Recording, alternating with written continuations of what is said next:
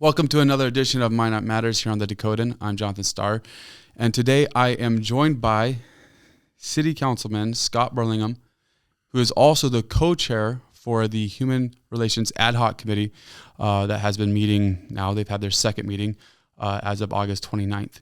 So first off, thank you, Scott, for joining us today. Yeah, thanks for the opportunity to come in and chat a little bit, Jonathan. Yes, really appreciate it. First off, tell me a little bit about your background. You've worked at Independence for several years? Yep. Yeah, I've worked in the disability community in one form or another for, my entire career.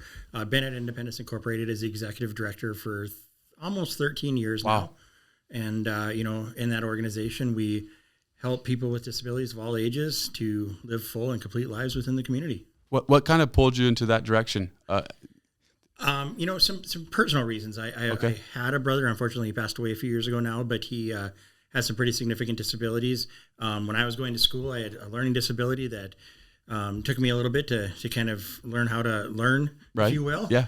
So some personal experience with it, and just I think an internal desire to serve people in the community. My father was a U.S. Marine for 27 years, and that wasn't my path to service, but I found another path to service. So. Absolutely. That's incredible. It creates an interesting perspective for the topic that has been getting a little bit of making waves in Minot, and that's the Human Relations Committee or the Human Relations Committee ordinance that first came up in April. Does your view or your perspective on this ordinance and on this committee, is it directly affected by the role that you play at Independence and for the last several years? Yeah, absolutely. I think that, in looking at people with disabilities, traditionally they've been sort of a marginalized population, whether it be, if it's something as literal as the fact that they were institutionalized for a large part of our history, all right, to the fact that they maybe were denied a free and appropriate public education, or the fact that they have not been employed and participating in our community at a rate the same as non-disabled peers. So I think that I've learned a lot through that job about the importance of engaging people in order to bring them to the table and in order to make us a stronger community. And I really think that those lessons that I've learned through my experience as a disability advocate have played an important role in this. Right, which it seems like it is incredibly important. You're one of two people on the Human Relations Committee, the ad hoc committee that's in place now, that has sat behind that dais there at the new City Council hall or chambers for most or all the meetings concerned with this human relations ordinance, you and Lisa Olson. Did you anticipate the level of feedback that this issue has received going into it? I don't think so. I guess maybe I shouldn't have been surprised because I know that we live in a very politically divisive environment right now where people are engaged and sometimes at a very, very high level. Not that there's anything, I don't think there's anything wrong with being highly engaged, but maybe I was surprised with some of the tenor of it, if you will. Right. And so I think that if I was to go back in time to April when we first started talking about this, I probably would have taken a slightly different approach even back then. And this was a bill that, as you know, Alderwoman Evans brought forward originally. And I would have probably taken a very different approach from that very first meeting, knowing what I know now. Right. But you don't get to put the, as they say, the toothpaste back in the tube once it's out. So absolutely. That's very difficult. Yeah, it's been interesting, as you mentioned, the tenor of the discussion. If we had an interview with the mayor and I asked him, were you surprised by some of the stuff that was being passed back and forth? Because it just seemed like it almost got a little bit personal rather than just talking about the ordinance and what the goal is of that ordinance. Very unique there. Yeah, for sure.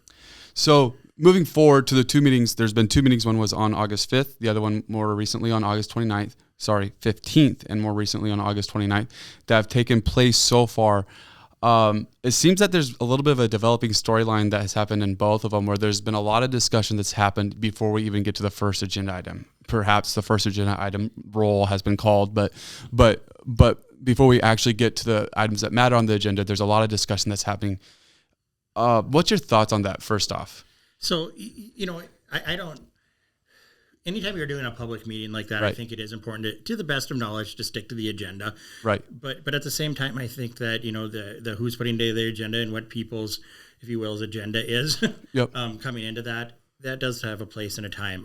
Is it my favorite way to run public meetings? Not really. Right. Do I think there's any harm in what has been done, and has it helped us to get to kind of where we are? I do believe so. Right.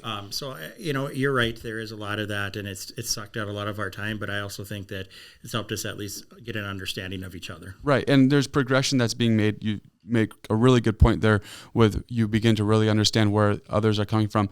It almost felt like in the first meeting was a little bit this way, but that there almost should have been like before we actually start our formal meetings, let's have just a discussion meeting, because there was a lot of like, where are we even coming from? We've given this task, but what does this task really mean? Yep. And how do we actually go about it? And the first meeting covered that a little bit, maybe not to the full extent, because there had to be some business that had to be get done. And that's basically the problem, if there could be a problem, that there's always business. Do you think something like that could have been helpful?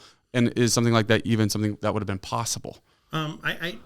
Maybe. I think that in other committees I've been in like this, we've had that before, just that first meeting of let's just get to know each other. Right. And I think that was sort of the intention of the first meeting, but we probably needed to do that more. I do think there was a lot of value in that first meeting, sort of that pre-questions, because it allowed me to take back to the council as a whole and get a little bit of clarity from that group of what is your intention with this group. And we changed from being sort of an iteration of the Human Relations Committee to being an ad hoc committee now. Right. And that was a lot of good clarity. And I appreciated that opportunity to make that clarification so that we're not wasting our time. Yeah.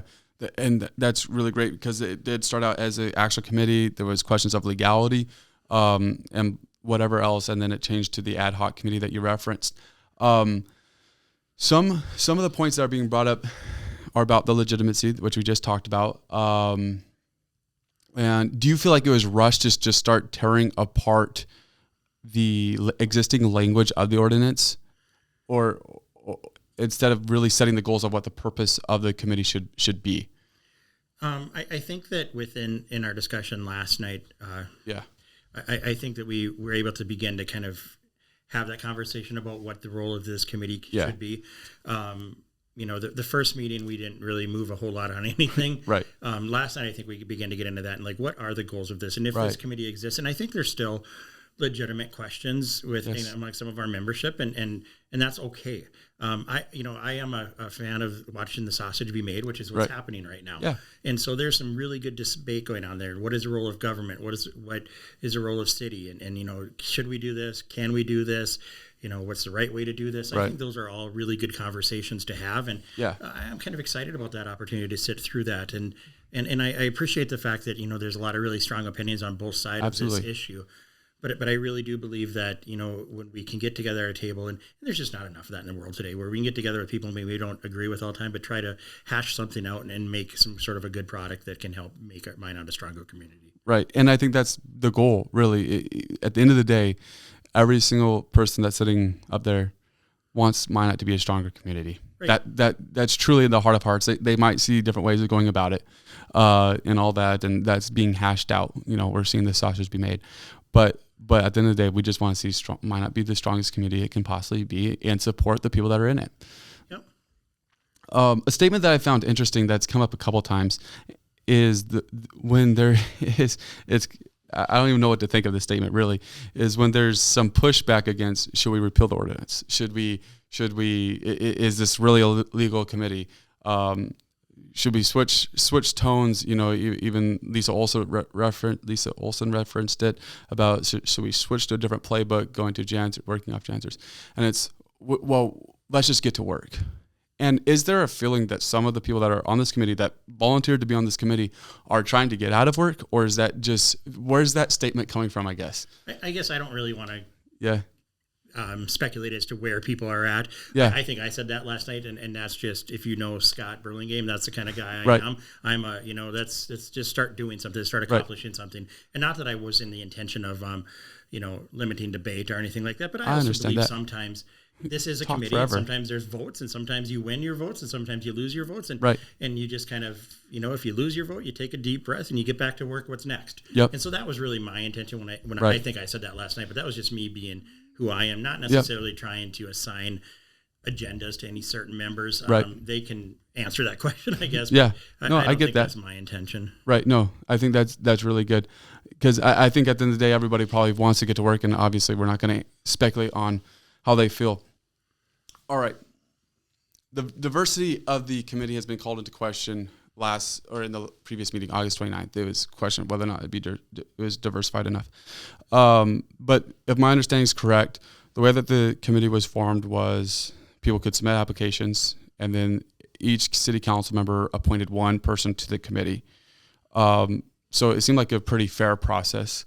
Do you feel like the committee is diversified enough? Do you feel like there could have been things done better? So, I mean, anytime you do anything in government, there's probably ways you could look back and Monday morning quarterback and say, hey, we should have done this or done that. But we are where we are. I think that the ideal of having representation, kind of people appointed by each member of the council, did bring some political diversity, some ideological diversity. And I think that is important.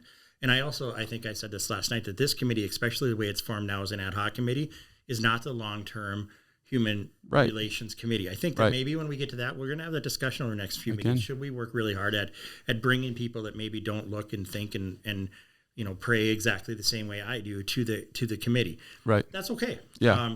But for right now, it's a pretty good group. I think we're going to hash through some stuff and go forward. Yeah, so. There's been a lot of great discussion, and it seems like there's been a lot of good diversified discussion. And there's nothing to say that there can't be even more diversity brought by committee members, bringing in people to get some outside perspectives on certain issues and stuff like that, which would be a great thing as well. Well, and if you're somebody, and again, I'll go back to my experience within the disability community. If you're a person who's lived with a disability, especially if it's say a mental health issue or addiction or something like that, you might not be the most comfortable sitting there as we are hashing out some of this stuff. Right. But rather, if we can hash it out and kind of give you a more clear direction on here's what your roles and responsibilities are going to be, it might be a more welcoming environment for folks from more diversified backgrounds to come in. So I think that, again, I've used this twice now. You can't put the toothpaste back in the tube. It is what it is. Yep. And so I think our best challenge now is that as we move forward to create the best opportunity to create better diversity on the committee, or if there is a committee in the future. Right. Yeah, absolutely. In the meeting on August 29th, there were three main topics that were to be covered on the agenda. One of them was the name of the committee. Another was creating the objectives for the committee. And lastly, creating officer job descriptions. It was established that the committee was going to be called Human Relations Committee, which is just remaining the status of what it was previously. There was some menial discussion on that. Felt like there was pretty good agreement on whether it should be called that. I mean, commission was brought up, got a little bit into the words of it. Do you feel like a good decision was made there? Yeah, I think so. And I think that, I appreciated the discussion. And we got into a weird discussion. I don't want to say weird, but nuanced to say around the difference of a committee versus a council. And the reality is we interchange them quite a bit. And so I think it's fine the way it is. And I'm looking forward to moving on to the next step. So absolutely. And so once we got through that, then we went to and by the way, we'll take a pause here. I thought you did a good job being chair, and I'm not saying that just to slap you on the back because you're here. I really did. There was times where you said, hey, let's get going. And you took time to hear everybody's opinion, but I just wanted to say that. Well, thank you. And I sincerely mean that. So that was I do chair another committee, but it's not quite as heated in debate. Right. So that was my first time doing that. So I appreciate hearing that. So right. So the second topic or item was going over the actual objectives of the committee. And so committee member Miranda Schuller, she made a motion to use a verbiage that was actually suggested by Councilman Mark Janser in a previous actual city council meeting, which was provide leadership in areas of civil rights, to promote respect for all people and identify areas of concern of civil rights in Minot, and make recommendations to city council and to adhere to local, state, and federal law regarding civil rights. There was some pretty good discussion on this, and this was probably where a lot of the time of the actual agenda items took place, was on this topic. Eventually it got revised to include human rights and civil rights, just to be a little more encompassing. I think that one thing, though, that we can talk about is the importance of listing all people instead of listing out the different groups. I think that was a really good move that was done, and I would really like to hear your feedback on how you feel about that and how important that is. It was an interesting kind of process as I got to that point, and it's one of those things where perhaps if you'd asked me prior to the meeting, I would have maybe push a little bit harder for, maybe naming certain historically marginalized classes or protected classes. But as I sat there and I listened to the group and I wanted to try to get us to a good point, I do think that's important, because beyond the fact that the definitions that exist now in those, we don't know what we're going to hear. Right. And, we could find out tomorrow that there's a group that we're not thinking of that really doesn't feel welcome in here in Minot, or a group that maybe feels like they're being discriminated against. So I just think that being able to say that and understand the fact that most of us sitting around the table, around the dais yesterday, understand that there are some like I said, historically marginalized or protected classes. We all know that. But rather than getting so stuck in the weeds on which ones are and which ones aren't, let's just say all. And if somebody feels like they're not welcomed, somebody doesn't feel like they're being able to fully participate in our world, or if somebody has a unique story to tell, I think that's very important too. Like my experience, I learn from listening to people that aren't exactly like me. Yeah. So if somebody has a story that they can tell like that, I think that's important for us to kind of listen. Right. So. It was brought up by one of the committee members, by Mike, bless him, something about doesn't want those words to then become weaponized against people or businesses for, in his words, not putting the right sticker on their window. Is there potential for that coming from this? And I honestly don't know. It's an interesting point. So my vision, and again, I can only speak for my vision. Absolutely. Is that this is not an enforcement mechanism. Okay. And I know that as we went through a lot of this kind of 4-month debate around this, Right. that kept coming up. I don't necessarily, I think that, the word education did get with Yeah. I think the only education we could do is if somebody who does feel like they're being illegally discriminated against, we can say, here are the places you can turn. Right. In North Dakota, you can go to the North Dakota Department of Labor, Division of Human Rights, if that's who you want to talk to. That's the only education part I see of it, as far as like enforcement. Right. In fact, that's I think the right way to handle those type situations, because we have no enforcement mechanism. Right. What we have is the ability potentially to raise the level of debate around issues, to Right. raise the level of awareness.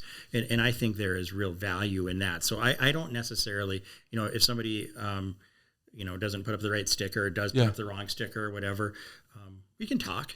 I think that, sometimes public discourse can, be a good way to address some of those things. Right. But I don't necessarily, I'm a big fan of, in general, shame's a pretty horrible motivator. So I don't really want to do that in Minot. I definitely don't want to see that being on the front page of the paper. Right. This committee of the Minot City Council shames such and such business, Right. or such and such person. That's not what I see. But what I want to see is more along the lines of, we maybe identified an issue and we talked about it, and we just, Right. Maybe smooth it out a little bit. Can I give you a real life example of where I think this can happen? So if you go back to 2022 or 2020, and after the George Floyd incident and the Black Lives Matter, and our country was sort of on fire at that time. Right. And all over, the day before, if you remember right, in Fargo, there was the protest that unfortunately ended up turning into a little bit of a riot, and there was some property damage and that was just such a time in our country that was so unfortunate. Well, that didn't happen in Minot, and part of the reason that didn't happen in Minot is the leaders of the BLM rally. We'll call it a rally. Okay. Yes. Event at Oak Park met with the police chief, and they talked. Yeah. And they said, we're going to keep our crowd under control. And the police chief said, we're going to keep our folks back. Right. And we're not going to interfere. And ended up being, from all accounts of people, I wasn't there, but I've talked to people that were there. They said it was a great event. It was people, Interesting. Taking advantage of their First Amendment rights that they're absolutely guaranteed in our Constitution, and protesting what they felt was a problem, having an opportunity to use their voice and have their voice heard. And we didn't have any of that negative impact that happened in other parts of the country. That happened because of human relations. Right. So that's the kind of stuff that I think that when we talk about stuff, when we develop relationships, we can avoid some of that, for lack of a better term, garbage that happens in other parts of the country. Right. And I think that would also define the word respect that's being used there too, because there's enough respect between the two organizations to have a conversation, to respect each other at a level. Because a question that I had was, how do you define respect when you're saying you need to show respect to all people? Different people are going to have different levels of respect, different ways of showing that, and there won't always be an agreement there. But that's probably a great example of also defining that. Yep. Just and listen to each other a little bit, right? And that gets so hard. And again, as I said earlier, we live in such a divisive world where oftentimes, items are kind of broken down to very bite-sized little talking points. And us humans, we're actually kind of messy and we don't really fit well into that. So kind of moving beyond that a little bit, I think, is very important. Right. Something you said, you don't view this as an enforcement committee or whatever. That's something that's also interesting to me as well. So would it be more of like an awareness? Like this is a committee whose goal is to bring awareness to these issues of how we could better support them, or? I think, how we can better support people, and then what kind of struggles might be happening in the community. I think that, I know a family here that's new Americans, and their experience in Minot is maybe a little bit different than people who have lived here their whole life. Right. So maybe we listen to, what was it like when you first came to Minot? How can we make Minot a more welcoming community for you? One of the things that I talked about a lot when I was running for office was just, we have to make Minot a more welcoming community because we've got so many jobs. And this family that's new Americans fill about 7 jobs in this community. Wow. Well, we can use a lot more of those people coming in and filling some of these jobs. I know there's a lot of discussion around the Ukrainians that recently came here. That's another example. So really kind of listening and what can we do to make things better? But also the flip side of that is that, is there things that maybe they're perceiving that's incorrect about our community, and can we talk about that? And there's times where that can go the other way too. It's not always about we're all in wrong, but maybe they're misperceiving things, or their vision of it is maybe different than what ours is. So right, yeah. I mean, if what they're misperceiving is a part of the goals of what we're doing, then it just is something where there could come down to a potential where someone just is not the right fit for their family and our community. Right. It could be that. Very good. We talked a little bit about the civil versus human rights that was discussed. I felt like just including the both, it felt like a little bit nuanced as was used earlier. Did you feel that way? I think it's fine because I think that we heard about like different people hear civil rights and think one thing, and different people hear human rights and hear another. And so when in doubt, let's just include them both. Right. And that's fine. And I think that the intention remains relatively the same. And there are other words too that are sometimes used interchangeably. Yeah. And they do have slightly different meanings, but I don't think that the difference between them are significant enough to spend a whole bunch of time trying to pick one or the other. Right, yeah. I found some definitions, and of course, it feels like there's moving definitions for both of those. Civil prohibits discrimination on the basis of race, color, religion, sex, or national origin. Human rights are rights inherent to all human beings, regardless of race, sex, nationality, ethnicity, language, religion, or any other status. So they're trying to say the same thing, but they're going about it 2 different ways, and I think it was a good move for you guys to just include them both. That brings us to the third point of the agenda, which was the officer's job description.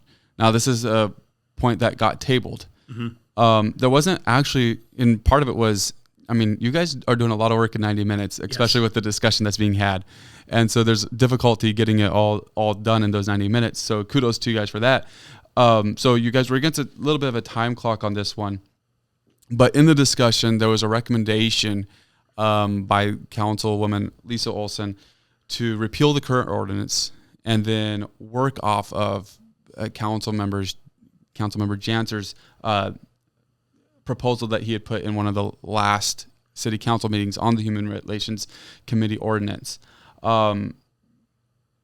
So there was actually, when that recommendation came, there was actually a motion on the floor already by Schuler that included the officer job description, membership, appointment, term, vacancy, how positions were elected, the terms that they served. There was already a motion on the floor, so nothing could happen. Eventually, Miranda Schuler's motion died because it was a split vote, 4-4, so it could not carry. And this is, I'm not going to talk a lot about that because I feel like that the job description is going to be figured out, and it's really not important. It's important for the committee, but it's not important for our discussion today, right? Sure. What was interesting to me, though, and I wanted to get your perspective as chair of this meeting, was in the hurried state, it felt like motions were dropping and getting thrown just trying to beat the gun. Sure.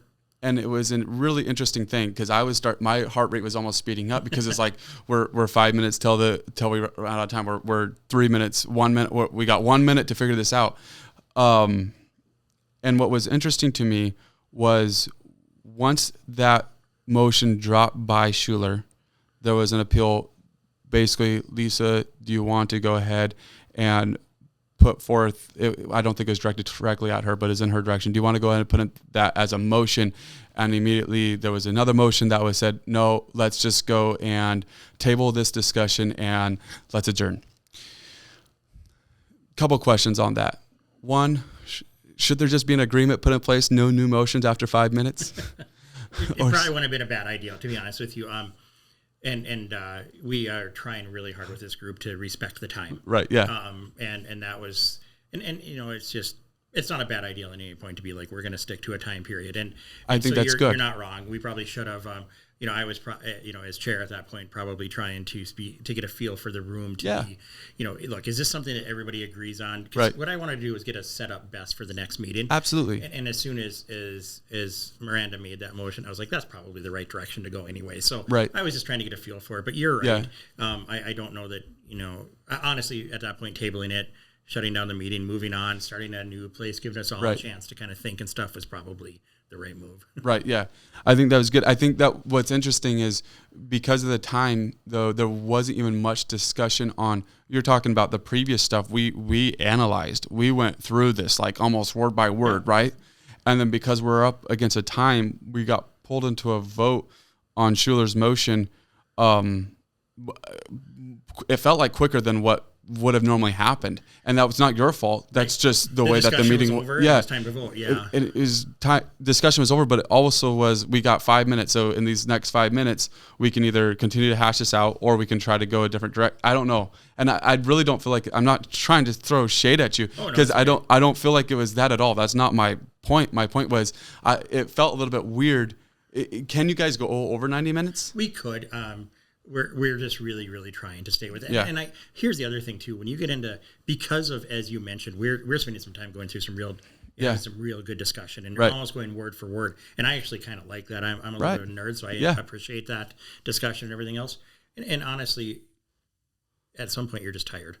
and I think we were tired at the end. Even if we had said we're going to go another half an hour, I don't know that our production would have been all right. much better because we were tired. And sometimes it's better to take that information, go back, do your work offsite, make and prepare points and stuff like that and come back. And we were probably at that point. And hindsight being 2020, I think that probably would have been a better decision at that point. But I also wanted to, I'm only the chair, and I wanted to get a feel for the rest of the group. Because if it was also a point that just nobody cared about, maybe we could have passed it that fast. Going. Because there is going to be a few of those. I don't think there'll be many on this committee. Right. But there's going to be a few of those things where it's just like, that's good. Right. And it was also interesting because it was the first meeting that everybody was in attendance. The other one, people had to remote in, and there was a lot of technical difficulties. So I feel like those ones that were not there past were a little bit, no insult to them. It's just they were weren't able to be as involved in the previous one. And so they were getting into the flow of how things were going. So I'm sure the future meetings are going to go even a little bit different as people get a little more comfortable. What do you see the goals for this committee? We've hashed out what happened on August 29th, but just in closing, what do you see for the goals for this meeting? What would you like to see come from it? I really want to see going along with the fact that we do have such good diversity on this group, at least ideological diversity. Yeah. I really would like to see some kind of a recommendation based on that diverse thought that comes forward to the council. Really. I mean, I think 1976 is when this last ordinance went in, and it's been decades since it's met. I think that we're safe to say that ordinance's time has passed. Right. But if there is a new place for it, I think we can decide that as a group, make a recommendation to council, and if there is a place for it, that it operates in a way that best meets the needs for Minot, North Dakota in the year 2023. Going into 2024, because, and that's something too that I continue to talk about, is that we have all these national things kind of pushing down on us and putting pressure on us. To me, I'm just not as interested in that as I am in what can we do here. Right.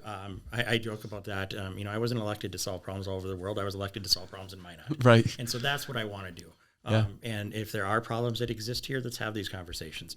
And we talked about, lack of people to work is a problem we have in Minot. That's just undeniable. So, we hear a lot of times people talk about, maybe it's not the most fun community. Well, we're never going to change our weather, but that doesn't mean there can't be building an effective, fun community for people to live in doesn't matter. Right. So we can have these conversations, and my hope is that when we're done this committee, maybe it's just a slight answer to some of those things. Yeah, absolutely. And we'll close with this question. How do you feel like it's gone so far? Is there good progress being made, do you feel? I think that getting through that first meeting was probably the most important, because I think that that's where we had to get to know each other a little bit. Yeah. I think that we needed to, some things needed to be said and kind of put out there on the table. I felt like as we got into the meeting last night, there was a little bit more of understanding, right? And hopefully a respect, and I hope we continue that. Right. We're not going to all agree on anything, and we shouldn't agree on everything. That doesn't mean we can't sit down and talk and again, agree to disagree. Sometimes you're going to lose a vote here or there, but yet you still get back to work. One thing that's really positive is there was discussion had on both the first two main agenda items, but at the end there was unanimous votes of approval. Yes. Well, so there's been motions that died. There's only been one that was split, but typically when they died, it's pretty much unanimous as well. There was a couple that weren't in the first meeting, but my point is this, that typically we want this time to make a decision. People are generally getting on board and saying, hey, this is working, and there's good discussion that's positive. Jonathan, I think that's going back to, again, as I talk about like the push from national issues down to us, is creates this world that we're like so divided, and right. and in some ways we are, but you know what, when it comes down to brass tacks, we're a lot more alike than we are different. Right. We all care about our families, we all care about our community, we all care about, we want to have hopefully a good job and maybe a little bit of money left over at the end of the day to have a little bit of fun. That's really what we do, and the rest of it isn't quite as important if we can agree on a lot more than we disagree on. Right, absolutely. Well, Councilman Scott, I really appreciate you taking time to do this interview. It's been really good, really informative. Anything you would like to add? No, I appreciate the opportunity to get up and chat, and congratulations on everything you got going on here. So. Yeah, appreciate it. Well, thank you for watching another episode of Minot Matters here at the Decoded, and sponsored by Shock, Safe, and Lock. Be sure to subscribe to us on YouTube, like us on Facebook, and follow along for some more great content we have coming your way. Thanks, and have a great day.